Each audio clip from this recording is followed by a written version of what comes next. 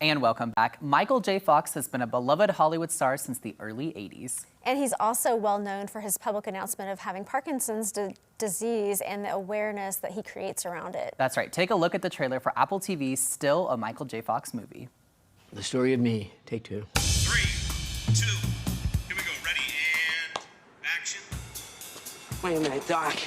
Are you telling me that you built a time machine out of a DeLorean?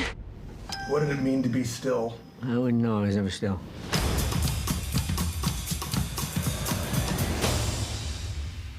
That's him. That's our star. I want this job. I can do it. Whatever the exception is, I can fix it. I can be older. I can be taller. I can be anything. The popularity of Michael J. Fox is a phenomenon. Here is Michael J. Fox. What is the secret of your success? And the winner is Michael J. Fox. I don't believe this. This is great. I feel 4 feet tall. I get it. I was big. I was bigger than bubblegum.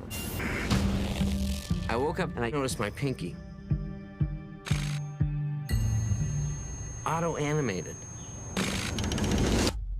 Parkinson's disease.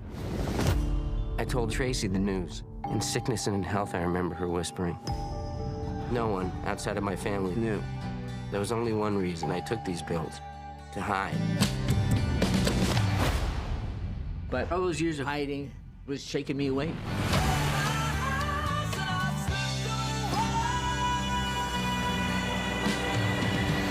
To deny that part of me that wants to continue to go on and do things is to quit. I won't accept that.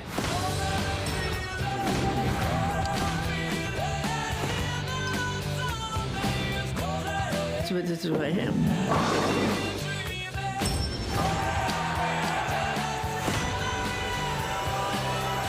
I'm a tough boss. Still, a Michael J. Fox movie. The sad sack story is Michael J. Fox gets this debilitating disease and it crushes him. Yeah, that's boring.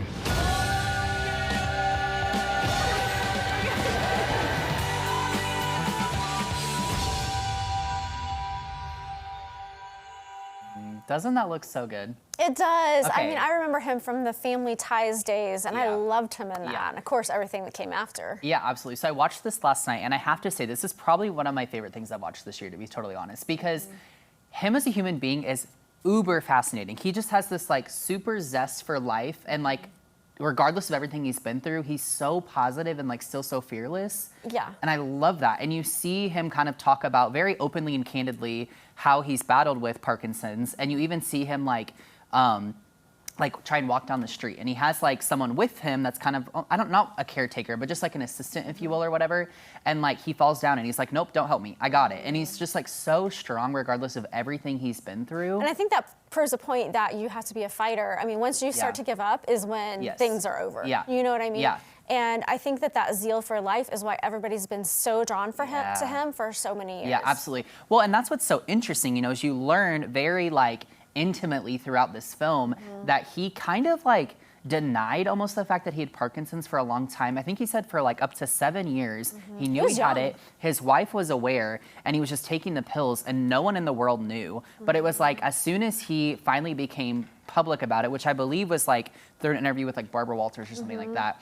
After that, he was like, my career changed. I could be open. I felt normal with my kids. I felt just like way better about everything. And like my life changed completely. And I think that's really interesting that like when he just came to terms with it, it was what it was. But it made me think of, and I wrote this in my notes, but it made me think of like, you know how people always ask like, if you, if today someone was to tell you like why or how you're gonna die, would you wanna know? It makes me think of this kind of thing, you know, because everyone's answer is different. And Parkinson's may not be the thing that will eventually kill him. But he knows his path and where that's going to Absolutely. go because there's so much known about that. Yeah. So it's really interesting. You learn a lot about like his family relationships in this too. Him and his wife's relationship is one of the most beautiful things I've seen in a long time. I love how he said she leaned over and whispered for better or for worse. He said sickness and health. That's yes, what it was. Yeah. And he said this thing in the film. He's like at a doctor's appointment, and he says this whole thing about how like, isn't it so crazy that she carries this burden with me and almost takes more of it on, even though it's not her burden at all. And I was like, that is marriage. But that it was so we interesting. saw that when we were able to visit with some people at the Parkinson's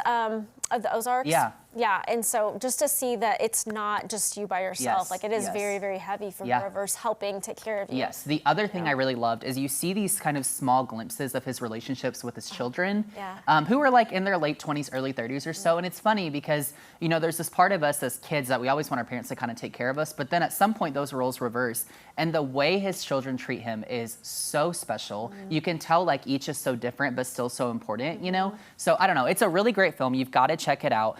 There's a lot of really good stuff in it. He also touches on his alcoholism, filming Family Ties and Back to the Future at the exact same time. So lots of really cool stuff that he hits on. He's a legend. He always will be. Yeah. The other cool thing, I don't know if I said this, but he actually narrates the whole thing on his own too. They kind of show you like how he narrated it. He had a coach on the other side of him. It's really interesting. So it's a really, really good film. Only an hour and a half, so not too bad. I can't wait to watch that. So still a Michael J. Fox movie on Apple TV. Thanks, Blake. Ozarks Live will be right back. Stay with us.